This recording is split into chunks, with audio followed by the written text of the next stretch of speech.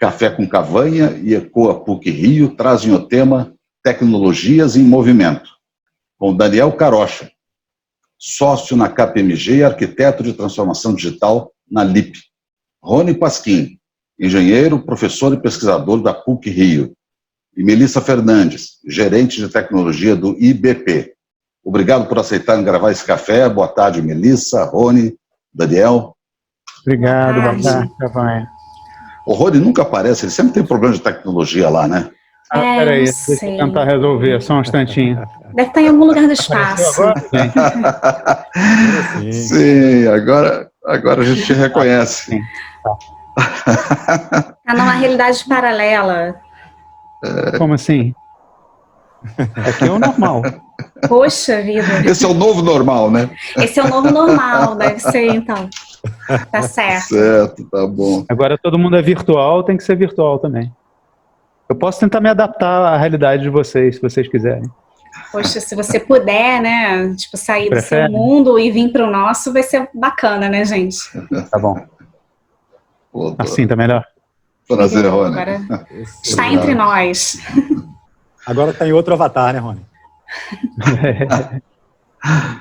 Daniel, queria começar com você, por favor. Opa, claro. O mundo passando por uma pandemia complicada, a gente nem sabe exatamente quanto tempo, como tudo isso vai ser, mas vai chegar uma hora que esse negócio vai acabar, se Deus quiser vai acabar. E aí eu te pergunto, quer dizer, a digitalização, a IoT, essa questão toda de tecnologia, não só de comunicação, mas também dos processos produtivos, né, estão estruturados nas empresas. E como é que vai ser o retorno dessas empresas e de nós todos para quando essa normalidade voltar? Boa, obrigado pela oportunidade, Cavanha, Melissa e Rony. É um grande prazer estar aqui com vocês nesse Café com Cavanha. Mais um, né, Cavanha? Bom, voltando, né, pegando o seu tema que você puxou, né, da crise, né, a gente costuma... Eu tenho escutado alguns autores dizendo que nós estamos vivendo nesse momento um cisne negro, né?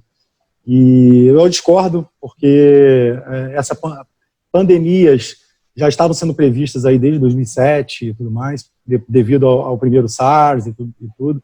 Então, isso já era um pouquinho esperado, né? A gente não sabia se ia ocorrer dentro de 2030, 2040 ou 2020. Aí ele chegou agora muito rapidamente.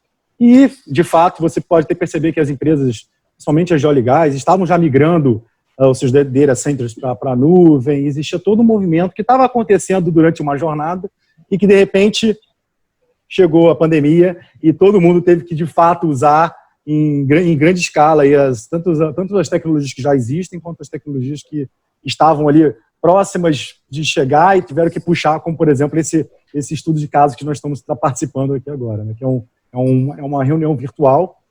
Até o Rony puxou o avatar dele digital. Isso, a partir de agora, de fato, vai se tornar o novo normal. A KPMG tem feito alguns estudos muito importantes com C-levels e tudo mais, e esse entendimento de que, a partir de agora, teremos um novo ambiente de trabalho, por exemplo, ele é muito real, né? Muitos C-levels já estão avaliando, por exemplo, a necessidade de ter escritórios do tamanho que são hoje. Esse processo está jogando luz, por exemplo, a quais processos manuais que de fato são importantes e aqueles que não são tão importantes, que podem ser digitalizados. Então, eu costumo dizer que eu separo em 4 grandes pilares. Assim, né? Eu vejo na mandala de pós-pandemia, aí, eu vejo que político-regulatório a gente vai ter grandes transformações. Deu perceber que a transformação digital já chegou em governos, né? A gente vê grandes exemplos disso. O Brasil teve que correr, pode ver a Caixa Econômica, que teve que, né, distribuir R$600 via app. Reuniões do Congresso hoje em dia via Zoom, né? Congresso, exatamente. Você imagina o quanto de ativo físico que nós temos hoje, que é nosso, né? Prédios públicos e tudo mais, que vão poder servir, por exemplo, para moradias, talvez. Né? Então, tem muita coisa legal que vai acontecer na mandala político-regulatória, né? Na mandala econômica, existem vários estudiosos, eu sigo muito essa ideia de que, economicamente, já percebemos que o modelo ele não para em pé. Então, muitos matemáticos e economistas já estão dizendo que o modelo em criptomoeda vai ter que acontecer de fato. não para em pé você ter que imprimir tanto dinheiro. Enfim, tem uma linha que eu acredito que vai acontecer. Então, economicamente, vamos dizer assim, vai acontecer. Tem a questão das tecnologias, né, como você bem disse, que aí eu acho que a gente tem uma oportunidade de ouro e é latente o uso do ecossistema para resolver problemas complexos, como a gente está vendo agora. Né, vocês percebem quantas hackathons estão acontecendo no Brasil nesse momento que a gente está conversando aqui para solucionar problemas de respirador. Né, eu estava conversando com a Melissa dias atrás sobre isso. Máscara, impressão de máscara 3D.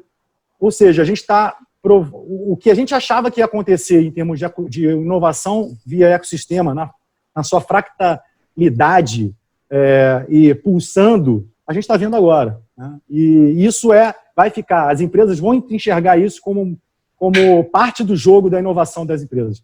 Essa é a minha visão. Ótimo, beleza.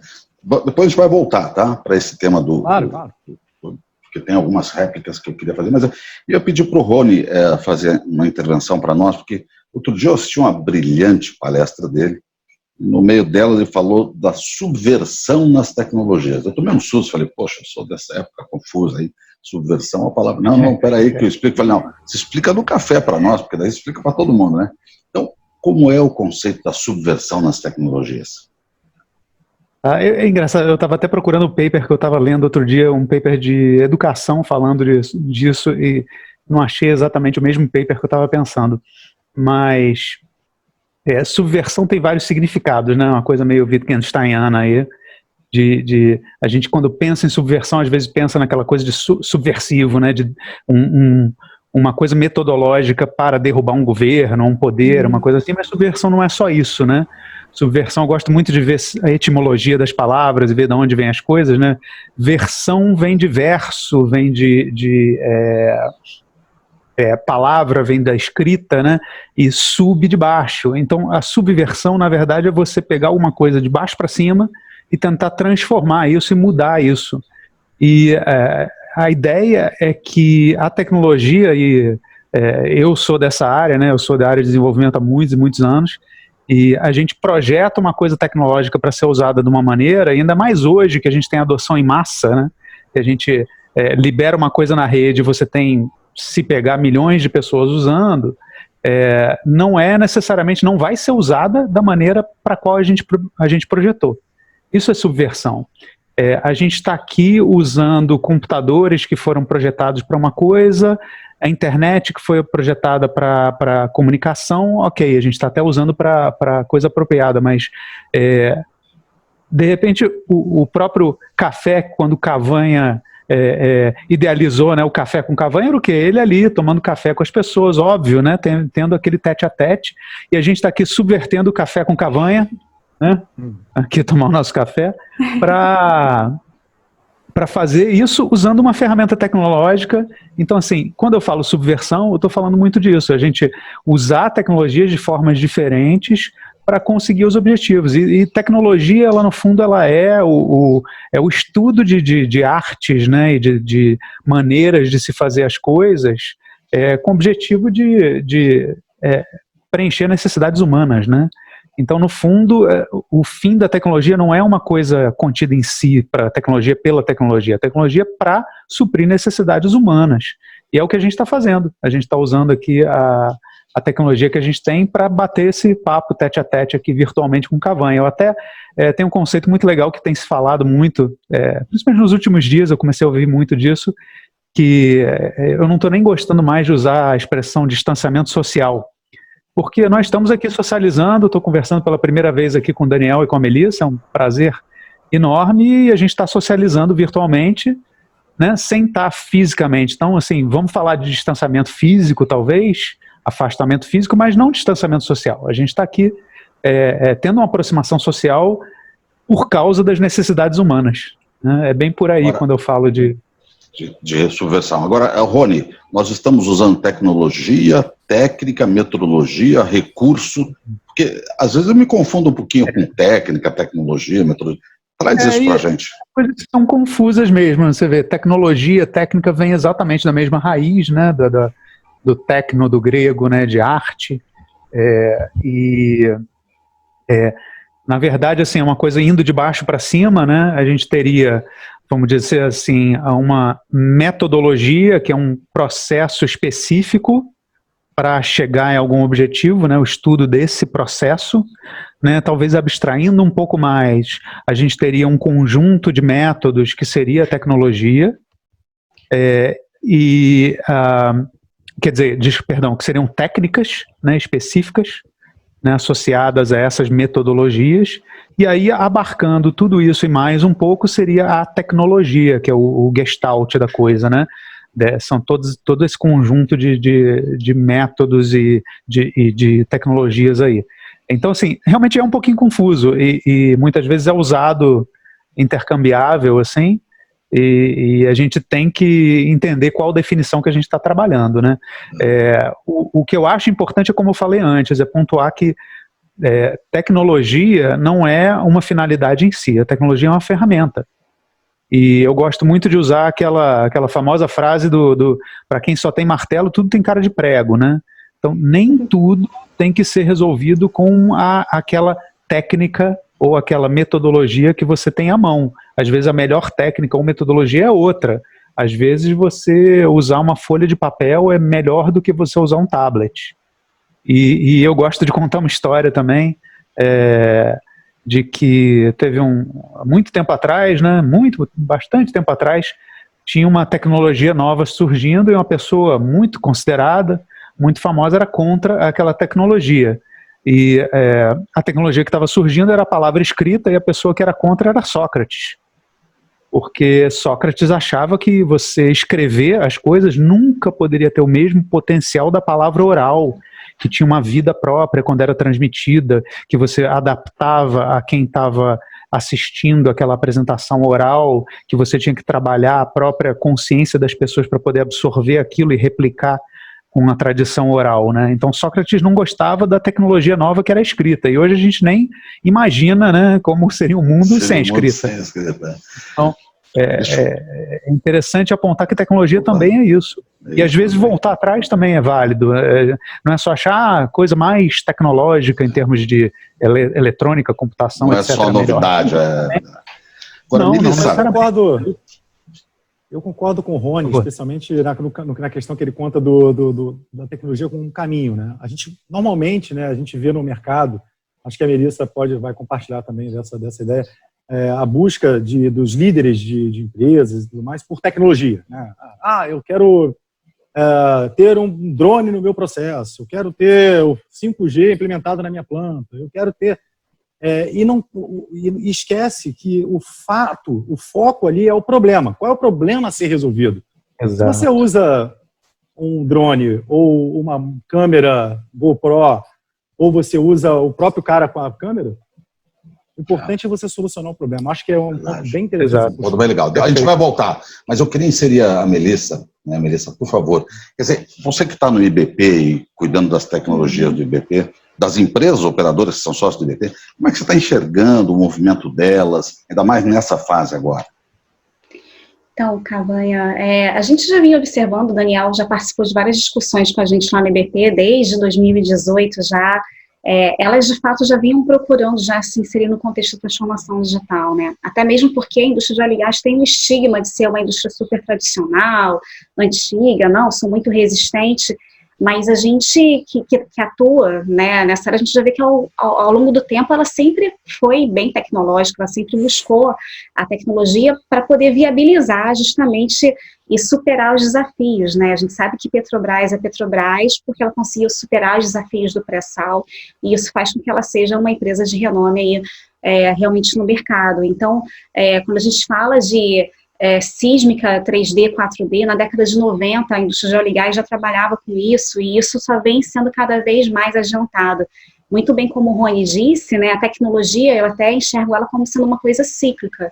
Então, o que a gente trabalhava antigamente com sísmica, com inteligência artificial, com sensores, hoje a gente já ganha uma nova roupagem, né? Hoje a gente já fala já de, na verdade, os sensores tendo um papel vital para o desenvolvimento do IIoT, né? De como você vai conectar todos os equipamentos numa planta industrial. Hoje você já fala também sobre a inteligência artificial te ajudando a interagir com um equipamento que te dá o diagnóstico de um problema que tem na sua máquina, com base em uma série de dados que você inseriu, né? Então, o Big Data, Analytics, tão importante também para a gente. A indústria de óleo e gás produz muito dado, né?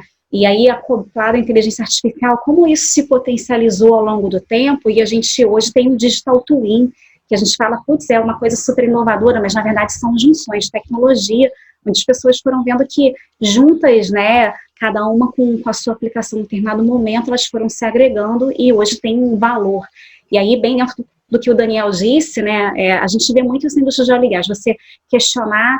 Eu não quero falar que a minha empresa tem inteligência artificial justamente por ter, mas eu quero saber qual é o valor da inteligência artificial para ela, para o negócio dela, o que isso vai me trazer em eficiência, em produtividade, em segurança operacional, né? Os drones ajudaram muito nessa questão do ganho de segurança operacional. Então, você já evita que um operador vá para uma área super hostil, super danosa para a saúde dele. E aí, hoje, de repente, com essa questão da pandemia, né, outro dia até vi uma frase que eu achei bem bacana, a pandemia acelerou todo esse processo de transformação digital, né, para o futuro, para o bem e para o mal, quer dizer, de certa maneira a gente, de repente, viu as pessoas confinadas, todo mundo tendo que rever a sua forma de vida, mas, por outro lado, acelerou, quer dizer, empresas, por exemplo, como a Equinor, a gente sabe que já tem de uns 2 anos para cá, ela vem trabalhando com a inserção de dados na nuvem.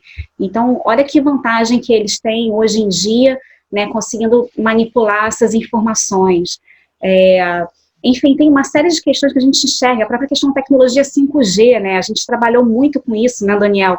A gente teve um grupo de trabalho agora recente dentro do IBP, falando justamente de uma consulta pública da Anatel sobre leilão da banda 5G no Brasil, que é um outro assunto polêmico que está rodando por aí, inclusive estão pensando em não fazer o leilão esse ano, mas a gente viu o quanto que o 5G pode beneficiar muito a indústria, não só de óleo e gás, mas a indústria brasileira de uma forma geral, com base no que já acontece lá fora. Como a disponibilização de uma banda privada para a indústria garante que os equipamentos dela vão se comunicar super bem entre si, sem interferência de nenhuma outra banda, permitir mais eficiência no home office, enfim. Então, eu acho que assim, a indústria de óleo e gás, ela é tecnológica, ela vinha trabalhando para isso, e é óbvio que o contexto do Covid simplesmente colocou o pé no acelerador e fez com que a gente... Trouxe a gente para uma realidade diferente agora. Né? Agora eu vou deixar, ou vai? Eu queria deixar agora aberto para a gente fazer um papo bem, quer dizer, não ter que ficar trocando para as pessoas, cada um poder falar a verdade. Eu queria dizer algumas coisas para vocês analisarem. Primeiro o seguinte, a gente não confundir as tecnologias de comunicação, Zoom, Skype, etc., com as tecnologias de petróleo, que são bastante intensas. Isso é muito importante, né, citar. Outra coisa, essa velocidade que vocês colocaram, essa pressão que a gente recebeu para fazer as transformações, elas têm também, Melissa, muita associação das empresas. As empresas se juntam para fazer soluções de tecnologia. É outro ponto que me chama a atenção. Então, esses 2 pontos, vamos bater uma bolinha em cima disso? Eu achei muito legal que a Melissa falou da coisa do 5G, por exemplo, da infraestrutura, como hoje em dia está se demonstrando, e a gente tem que pensar até como sociedade, como uma conjunção de empresas privadas, de governo e de necessidade da sociedade, da gente ter essas estruturas como necessidade básica. Porque olha só, se a gente não tem uma boa internet, como é que a gente vai trabalhar de home office? É que nem luz elétrica, né? É que nem luz elétrica, tem que ligar e tem que funcionar, né? Tem que ser. E até a gente falou também um pouquinho, antes até a gente estava conversando, né? Falando sobre a volta, né? Depois a volta a uma normalidade, o que quer que essa nova normalidade vá ser, né? Como é que essa volta vai ser feita sem essa estrutura?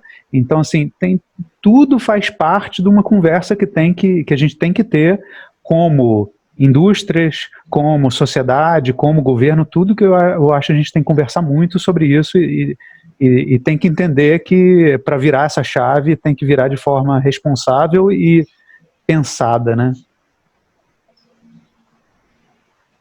E aí, voltando, entrando Cavanha, entrando no papo que também é puxado pela Melissa e pelo Rony, né, sobre as tecnologias, e eu consigo enxergar, eu não sei se vocês compartilham com a mesma ideia, mas eu consigo enxergar que nos últimos 10 anos, se você pegar os últimos 100 anos, tá? E as evoluções tecnológicas que nós tivemos, aquelas evoluções disruptivas, e você pegar os últimos 10 anos, esses últimos 2 anos tiveram mais inovações tecnológicas do que os últimos 100 anos. Então, hoje, eu até costumo dizer que hoje a tecnologia está aí. Você não precisa ser nem mais especialista nas tecnologias, você só precisa saber onde buscá-las, né? Inclusive, tem uma discussão muito grande dentro da própria KPMG e em outras empresas de será que é possível a gente sempre manter capital humano atualizado sobre essa tecnologia? Será que é interessante eu ter sempre o cara de inteligência artificial mais top do Brasil dentro da minha empresa? Ou é melhor eu consumir isso de fora? Quando eu precisar, eu vou usar, sei lá, uma startup, uma big tech, alguma outra empresa para poder me suprir essa necessidade de capital humano. Quase commodity. Está acontecendo agora. E vai ser praticamente impossível para as empresas, né, ter todo esse capital humano internamente, e vai obrigar, e aí essa pandemia ela acaba que dá um empurrão, na minha visão positiva, para que as empresas elas busquem de fato apoiar-se. Aí entra naquele papo que você levou, Cavanha, da combinação entre empresas, por exemplo, para prover novas soluções, para desenvolver novas soluções. E aí é que tá, eu gosto de falar soluções porque, como o Rônio disse, né, a tecnologia nem necessariamente é uma tecnologia, né? Às vezes é uma solução muito simples, que é técnico, em termos gregos, é a arte de você solucionar o problema, né? Então, às vezes, né, uma das maiores invenções foi a colher. Olha só, a colher. Se a gente não tivesse a colher... Então... Tem uma invenção fantástica que as pessoas não param para pensar, que é o elevador. A gente só tem as cidades grandes hoje em dia porque existia elevador, senão não tinha. E não é nem... Logicamente, hoje está embarcado com uma série de tecnologias, mas na época não era tão tecnológico assim, né? E, de novo, solução de problemas. E a gente tem hoje, como a Melissa disse, Artificial Intelligence, drones e tudo mais, que é um plantel gigantesco que cada dia aumenta. E aí eu gostaria de colocar até um desafio para a área de energia e recursos naturais aqui, Cavanha, se me permite, será que a gente está no caminho certo de buscar a tecnologia uma a uma? Será que não está na hora da gente pensar de forma global, por que eu não conecto a inteligência artificial com drone? Por quê? Porque eu tenho um problema aqui, eu quero resolver esse problema. Se eu tenho esse problema, eu vou no meu toolbox de tecnologias e busco, através do ecossistema, essas ferramentas para resolver qualquer tipo de problema. Essa é a minha visão. Eu vejo muito isso que você falou de fluidez, né? Isso é o que a gente vê muito hoje em dia, eu que lido com estudantes mais novos e tal, né? A gente sente no mindset, para usar uma palavra meio batida, mas no mindset da galera nova hoje em dia, tem essa coisa muito fluida, né? E a gente lá na PUC faz um trabalho super legal, transdisciplinar, a gente tem gente de vários cursos diferentes trabalhando junto, e isso hoje em dia para mim é essencial nisso que você está falando, Daniel. Porque realmente o capital humano hoje em dia, as coisas mudam muito rápido, né? A gente teve Revolução Industrial há 200 anos atrás, e agora o que você está falando, nos últimos 2 anos a mudança foi tão grande, tão rápida, que a única maneira da gente lidar com isso é ter essa fluidez, essa capacidade de lidar com as mudanças e absorver ela da melhor maneira. E aí a gente entra no caso clássico do VUCA, né? Volátil, incerto. Não é isso? A gente entra no mundo VUCA, né?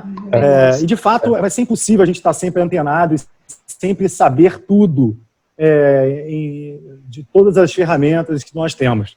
Vai ser cada vez, na minha visão, vai ser cada vez mais necessário a gente mergulhar no ecossistema. O que você acha, Melissa? Eu acho que aí também, Daniel, vai muito dentro do contexto também de quando você for preparar uma equipe, né? Ou então, como o Cavanha já perguntou, quer dizer, como é que funciona essa questão de projetos conjuntos, né? Multiclientes, junto com empresas de óleo e gás.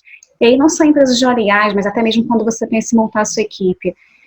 Cada dia mais é difícil você ter uma pessoa que saiba de tudo, né? Eu assisti uma palestra de um evento que teve agora, está tendo agora do MIT Sloan Review, e o professor Silvio Meira, ele falava disso justamente, né, das competências e das capacidades que você vai ter que ter de agora em diante. Então, é difícil você saber de tudo e muito, né? E que, na verdade, acho que talvez a grande questão seja você ter uma equipe que seja super heterogênea, que possa somar as suas competências e que te ajude, na verdade, né, com cada ponto que seja relevante para aquele seu projeto. Então, realmente, acho que assim, é muito complicado você ter sempre o melhor profissional de inteligência artificial, mas você pode ter aquele profissional de inteligência artificial que mais se adapte ao seu negócio e que seja mais relevante para você naquele momento. E que, se por acaso ele não seja, você consiga buscar no mercado, fazer uma parceria, né? E aí isso a gente vê muito hoje, as empresas de óleo e gás buscando startups, por exemplo, para poder desenvolver projetos. A gente tem um caso aí da Petrobras junto com o Sebrae, que fizeram um edital ano passado, foram selecionadas cerca de mais de 200 startups, enfim. Então, como você consegue, na verdade, pegar as melhores competências de cada pessoa ou empresa e juntar para poder construir algo melhor, para construir um projeto, né? Nesse campo que o Daniel tocou, a Melissa também, os três tocaram, é a questão de fazer acontecer esse movimento de forma mais célere, porque até hoje a gente estava indo e tal, agora tem uma pressão, tem uma descompensação e está todo mundo dizendo, bom, vai voltar, eu vou fazer o quê?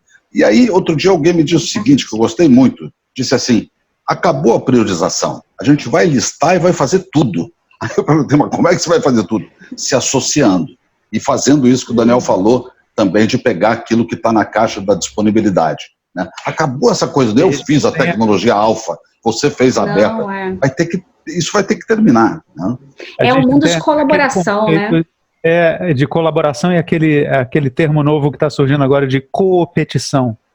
Você tem ao mesmo tempo a cooperação com a competição. Não deixa de exatamente. É bem interessante. E a gente vê na indústria de óleo e gás, tem essa questão realmente de também ter esse estigma de uma indústria lenta para poder desenvolver. E a gente até entende que é porque realmente é um negócio que tem um risco maior, enfim, a gente sabe que uma operação envolve muito, mas muito dinheiro, então daí às vezes, não ser uma indústria tão séria como a gente acha que poderia ser. Mas talvez, né, esse contexto todo, né, que veio surgindo, como eu falei antes, assim, a pandemia só veio para colocar o pé no acelerador de vez do quesito de transformação digital, de você mudar, não só tecnologicamente, mas até culturalmente na indústria de óleo e gás. Isso é um outro ponto também. Quando a gente fala de transformação digital, a gente não está falando só da questão da tecnologia, mas como você vai conseguir também treinar e fazer com que os seus colaboradores desenvolvam esse perfil na verdade, de cooperação, de como a gente pode juntar nossas competências e fazer algo melhor. E aí é curioso porque, enfim, a gente vê que no mundo afora já existem algumas iniciativas nesse estilo de projetos cooperativos da indústria de óleo e gás que funcionam até que bem. Aqui no Brasil a gente engatinha um pouco ainda, mas a gente tem o Deep Star lá fora, que é um projeto que a Chevron participa e é um consórcio, né, de desenvolvimento de tecnologias em conjunto com empresas super notáveis da cadeia de óleo e gás. Tem o Open Group, enfim, tem uma série de projetos, né, de programas estruturantes que já aconteciam lá fora, que aos poucos a gente vê acontecendo aqui no Brasil, e acontece, por exemplo, um consórcio entre empresas de exploração e produção para poder explorar um bloco aqui no Brasil, mas a gente ainda engatinha um pouco nesse conceito de desenvolver projetos cooperativos e tecnológicos, apesar de, por exemplo, a gente tem uma ferramenta super importante aqui no Brasil, que são os recursos oriundos da cláusula de pesquisa, desenvolvimento e inovação dos contratos de exploração e produção no setor, né? A gente vê pontualmente, se você pega para ver o histórico, principalmente até dos prêmios que foram concedidos pela ANP nos últimos anos, são projetos que são trabalhados em conjunto de USP, por exemplo, com Shell, projetos de IBM com uma outra empresa de óleo e gás, enfim, a gente vê isso ainda que timidamente começando a acontecer, e eu acho que quando começa a dar certo e as empresas começam a ver que dão resultado, ou então quando surge uma demanda, uma necessidade como a que a gente tem agora, isso vai acontecer, né? A gente vai não só por ver valor e ver que isso funciona, mas por uma necessidade. Ou a gente faz, não vai ter muito outra alternativa, né, nesse sentido. Você, Daniel, falar alguma coisa? Sim, eu ia puxar um gancho com você e a Melissa comentaram, acho que o Rony comentou também sobre cultura, né? E aí eu tenho uma história bem interessante para contar, né? Eu na LIP, né, a gente atende muitos clientes que querem, de fato, Normalmente, nossos clientes são aqueles visionários que querem, de fato, fazer uma grande transformações nas empresas, ou aqueles que estão com problema, ou seja, que estão perdendo muito faturamento e tudo mais, então eles precisam inovar, né? Ou os caras são visionários, ou eles precisam, de fato, inovar. E engraçado que nessa pandemia a gente vai ver essa escala aumentar, né? Porque muita gente vai precisar inovar. Agora é mandatório, praticamente, inovar, né? E a gente, conversando com vários clientes, né, a gente identificou que todos eles tinham um problema em comum, né, que é a cultura. Né, é o que a gente chama de cultura de hackeamento de processos, ou seja, é a cultura do hacking mindset, né, que a gente chama, que é exatamente aquele domínio e aquela propensão a inovar. Né? O que é o seu hacker? Né? É você entrar num processo, quebrar ele em micro pedaços e dali propor soluções inovadoras para aquilo. Né? Então, a gente acabou criando hack, literalmente vem dessa coisa produto chamado Mind the Hack. Exato. E aí, a Lip hoje ela tem vamos dizer assim, uma solução chamada Mind Hacking, que é justamente para apoiar as empresas que estão precisando inovar no âmbito cultural. E aí, saindo da forma abstrata, que normalmente é abstrata, você a cultura, muito boa essa. Trazendo isso para dados, trazendo para data, para dados, e você consegue movimentar a empresa não só em termos de inovação de projetos em si, mas também do mindset. Rony, me lembrou, Rony, o professor Hugo lá, que ele fala de apropriar-se das coisas, né? Não sei se você já viu isso lá. Sim, a gente tem exemplos nisso, né? A gente usa todo dia coisas que foram apropriadas para coisas diferentes, né? Se a gente pensar, sei lá, o Facebook no começo ele era um livro de fotos de estudantes de Harvard, né? Depois virou uma rede social.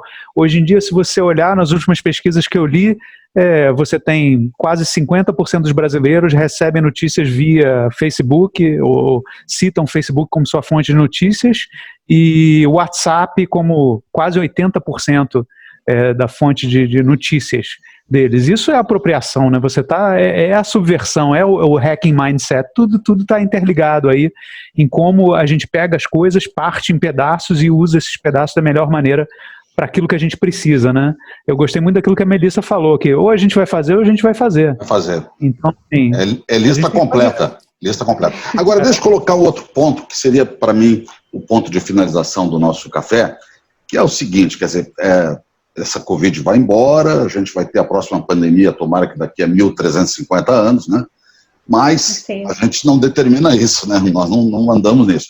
E a questão é a seguinte, as questões de contingência, da resiliência, da preparação, quer dizer, será que a gente vai sair e vai esquecer tudo, ou vai conseguir dizer, isso ficou gravado no meu DNA e eu agora vou atuar de forma diferente, eu vou ter medo do bichinho quando ele passar por lá? Será que a gente vai conseguir se apropriar dessa sensação de necessidade de criar contingência, redundância das coisas? Será que vai acontecer isso? Bom, eu tenho uma posição bem categórica, né? Eu acho que essa pandemia ela veio numa boa hora, porque ela vai provocar uma série de benefícios para a sociedade. A Melissa participou do estudo que nós fizemos, a gente juntou um grupo de amigos e começamos a escrever sobre a próxima fase da sociedade, né? A gente passou por caçar, enfim, a Revolução Industrial chegou, e a gente acredita agora que a gente está entrando na revolução da sociedade chamada da criatividade, né? Porque a da informacional já passou, hoje a gente está vivendo ela agora. E fica muito claro, Cavanha, que a partir de agora a gente vai ter que colaborar, a gente é forçado a colaborar. E o que você diz de resiliência e preparar empresas, né, organismos, não só CNPJs, mas CPFs também para próximas pandemias ou próximos eventos catastróficos que tendem a aumentar, infelizmente tendem a aumentar. A gente tem que você olhar para trás de novo, né, aquela mesmo desenho de 100 anos, 2 anos e tudo mais, as empresas vão começar a se preocupar. E aí eu coloco até um ponto interessante, que eu leio bastante um autor chamado Nassim Taleb, e ele diz muito bem que a antifragilidade conceito de antifragilidade é aquele conceito que é diferente de resiliência. Resiliência é quando você passa por uma pandemia como essa, por exemplo, você consegue se estabilizar, mas você não se beneficia desse processo de crise, né? E eu creio que as empresas agora vão começar a olhar para como eu posso, em momentos de volatilidade como o que a gente está vivendo agora, como eu posso, de fato, mudar o meu mindset, mudar o meu processo de vendas ou mudar o meu processo produtivo para adaptar-me a essas, vamos dizer assim, essas variações. Eu acho que isso é o grande segredo e que a gente tem visto que tem muitas empresas procurando tirar valor dos ativos que hoje são tangíveis ou até aqueles intangíveis para que gerem esse valor durante crises futuras que vão acontecer. Essa é a minha visão. Você me lembrou, Daniel, de uma outra autora também muito bacana, chamada Angela Duckworth, que escreveu um livro chamado Grit, ou Garra, eu acho, em português. Ela fala uma coisa bem parecida, que a garra é aquela coisa de quando a gente tem que correr atrás de uma solução e se imbui daquela missão e faz até conseguir, né? E isso é uma coisa que o povo brasileiro tem muito, né? Essa garra de, olha, vamos dar o nosso jeito aqui, fazer a nossa rebimboca ou como os portugueses falam, né? Fazer o desenrascanço, sair da enrascada e dar um jeito de fazer as coisas, ter essa garra, né? Isso é uma coisa muito importante, que eu acho que a gente tem que aproveitar. Melissa, finaliza? Essa é a fractalidade do sistema, né? Ou seja, o sistema se une on demand para resolver problemas, né? Eu acredito que isso vai acontecer com as empresas também. Eu só finalizando, assim, acho que fazendo uma junção do que a gente já comentou aqui, né, a gente vem discutindo, outro dia eu li também uma frase que eu achei bem interessante, que há décadas que nada acontece, de repente, nesse contexto da pandemia, em poucas semanas, décadas aconteceram, né, no quesito de evolução de tecnologias, de mudança de comportamento que a gente teve que fazer. Então, quer dizer, essa pandemia, enfim, realmente ela colocou esse pé no acelerador para a gente. Existe uma transformação global que está acontecendo, não só no quesito de tecnologia, mas de forma de interação, como o Rony bem disse, essa questão de a gente falar, vou mudar até a minha forma de falar, a gente não está em isolamento social, estamos em isolamento físico. Eu acho que a gente está criando uma outra forma de interagir com as pessoas. A gente já fazia isso com pessoas que estavam realmente distantes fisicamente da gente, a gente conseguia participar de reuniões com pessoas que estavam na Europa, na China, enfim, Austrália, sem qualquer tipo de dificuldade, porque a tecnologia propiciou isso para a gente.